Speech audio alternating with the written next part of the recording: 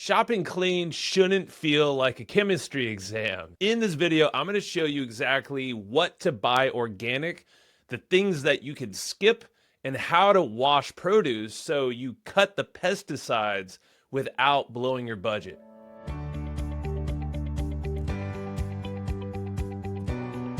Each year, EWG analyzes USDA data and flags two lists. So the first list is the dirty dozen. These are the produce with the highest amount of residues. And then the second one is the clean 15, which are the produce with the lowest amount of residues. So in 2025, the latest study, it showed that 95% of the dirty dozen samples actually had detectable pesticides. And then, you had blackberries over here that were showing 48 different pesticides that were picked up. And then potatoes often show chloroperfum, which is actually banned in the EU. The 2025 Dirty Dozen included these types of produce. You had spinach, strawberries, kale, mustard, greens, and collard greens.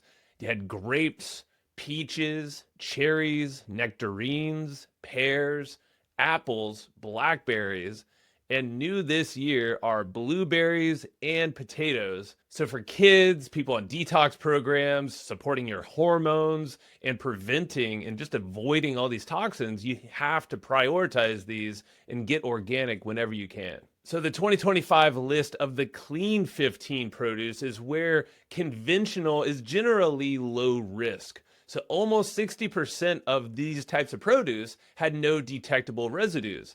So that list includes pineapples, sweet corn, avocados, papaya, onions, frozen sweet peas, asparagus, cabbage, watermelon, cauliflower, and the new to this list are bananas, mangoes, carrots, mushrooms, and kiwi. So as you're thinking about shopping, how do you actually do it? So step one, always make sure that you're picking up that Dirty Dozen list in the organic section. Step two is fill the rest of your cart with the clean 15 conventional to save money and keep your exposure low. Now, when you get back home, you got to wash like a pro, okay? So you got to soak your produce 5 to 10 minutes in a simple 1 to 3 vinegar to water ratio. Then you're going to scrub pretty gently with a vegetable brush. You're going to rinse and then you're going to dry, ideally with filtered water as well. And then you want to store all this clean produce and dry it and properly put it in a place where it's going to avoid moisture, any kind of molds, and recontamination. So a quick myth check. Washing isn't actually going to erase all of the systemic pesticides, but it can meaningfully reduce the surface residuals that you're going to find on your produce. So every little reduction lowers your daily toxin load and is perfect for avoidance, which is something we should all be doing. So the big truth is also that hidden toxins live in pantry staples too. Over 65% of rice-based baby foods contain arsenic. So you gotta be selective with the grain produce, especially for your kids.